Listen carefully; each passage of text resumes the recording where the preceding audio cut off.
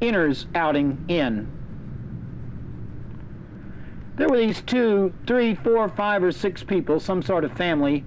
They all kept to themselves most of the time, and they led separate lives. Because they led separate lives, they liked to be alone and everything, but they had to have a way to spend their time. So they would go out and kill somebody, find somebody and kill them, and then take them home. And then they took the dead, killed body home. And then they'd make things out of the body. They would make little arms to go on their chairs for chair arms, and they would make tables out of human bone and good dead backs. They would make designs to hang around the living room, and they would make things out of their innards and body parts. They lived alone. They kept most of their time to themselves, and they were always alone in the dark. One day they decided to slink on over to another place. Just for a little while, one day they decided they wanted to get away to get some enjoyment out of life. So they decided to go on a picnic outing. So the sun was shining bright. They went and got some stomach intestines and hearts and bowels and insides of bodies, long and stringy, and shiny, and took them with them on the picnic.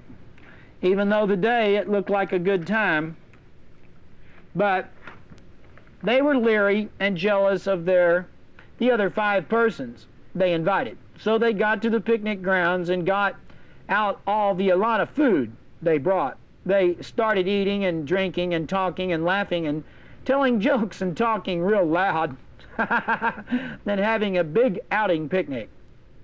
And then they were suspicious of each other. They were non-trusting of each other, and they started looking non-trustingly at the other people of some kind of family.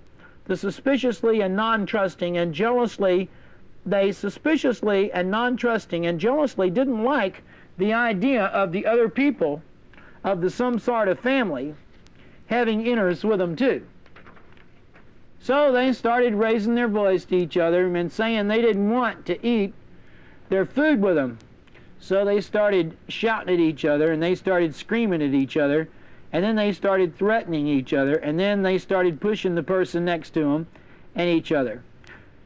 They started fighting and shoving and tearing and scratching and ripping each other and taking each other's food and throwing it on the ground of the picnic area.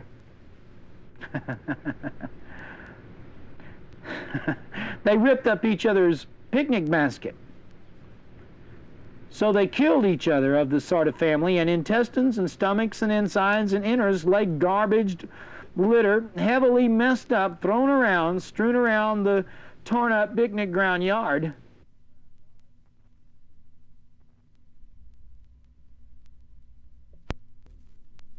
There was once this guy, and he kind of stayed to himself a lot, and he was kind of rich. He wasn't that rich, but he lived in this neighborhood, in this dark neighborhood, and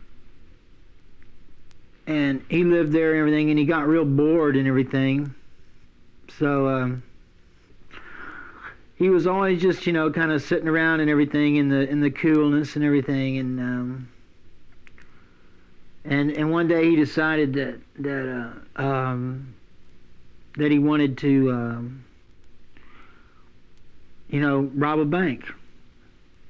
So he got up one night about 2 o'clock and got in his car and drove until he came to a bank. And he got out and he went inside and he broke through the window, and the teller was in there, but he was just doing some bookkeeping and everything, And so, anyway, so he went in and he told the guy that he wanted all the money. So he scared the teller, and so the teller had to give him the money, And so as the guy was leaving, the teller grabbed a gun and told him to stop, or that he'd fire some warning shots at him, So as he was leaving, the teller shot at him and hit him and wounded him. So he got in the car and he drove And he drove and he drove and he drove, you know, a good part of the town until he came to this semi-full, semi-whole part of a neighborhood where he found a kind of a neighborhood doctor's office. And he went inside and he told the doctor that he was, you know, that he had been in an accident and a gun had gone off and hit him, you know, and that he wanted him to operate on him, and whether it was a gun or not, you know, he said that he better operate on him or he'd kill him, you know. So the doctor said he would, and he took him in his office and put him on the operating table, and they stayed in there, you know, they were in there for about 5 hours or something. Then it was real quiet in there, and finally the door opened and the doctor came out, and he said, and they walked out and everything. So the guy, you know, the criminal said, he said, okay, I've got the gun. And he said, I'm going to go ahead and leave now, you know, and then I'm going to put the gun in my coat, and I'm not going to hurt you, you know. You know, so he said, you know, thank you for giving me the operation and everything, you know. And he said, so just don't make any false moves and everything will be all right. And the doctor says, well, you're not going to hurt me because I gave the operation to myself. Like that?